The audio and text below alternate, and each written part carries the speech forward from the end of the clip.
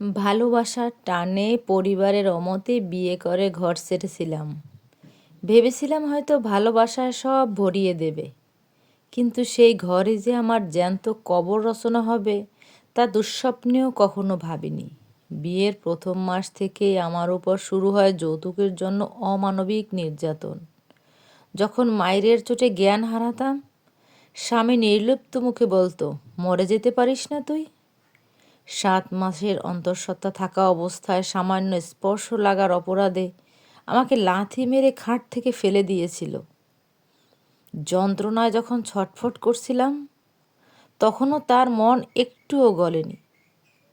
সিজারের আগে মাত্র 50 টাকার একটা ফর্মে সই করতে গিয়েও তারা প্রার্থনা করেছিল আমি যেন ওটি থেকে ঘরে আর না ফিরি।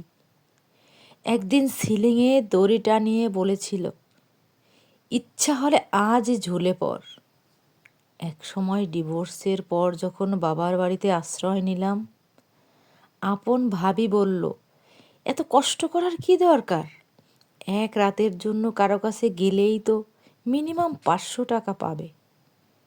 নিজের কলিজার টুকরোর সন্তানকে 10 টাকার একটা চিপস কিনে দেওয়ার সামর্থ্যও তখন আমার ছিল না। সেই 10 টাকার হাহাকার আমাকে দেশ ছাড়তে বাধ্য করেছিল। চোখের জল মুছে আমি লড়াই শুরু করলাম। আজ আমি দুবাই এয়ারপোর্টের টিম লিডার। ভাগ্যের কি নির্মম পরিহাস! যে পরিবার একসময় আমার মৃত্যু চেয়েছিল, আজ আমার পাঠানো টাকাতেই তাদের সংসার চলে। তাদের মুখে আজ অন্ন জোটে আমারই উপার্জনে। সবাই বলে সময়ের সাথে ক্ষত শুকিয়ে যায়, কিন্তু আপন মানুষের দেওয়া সেই বিষাক্ত কথাগুলো আজও মাঝরাতে আমার কলিজায় রক্তক্ষরণ ঘটায়। তবুও আমি জিতে গেছি নিজের জন্য, আমার নিজের সন্তানের জন্য। বোনদের জন্য একটাই অনুরোধ, আবেগে পড়ে নিজের জীবন নষ্ট করবেন না। আগে নিজে স্বাবলম্বী হন। মনে রাখবেন, নিজের ছায়া ছাড়া এই পৃথিবীতে আসলে কেউ আপন হয় না। এটাই বাস্তব।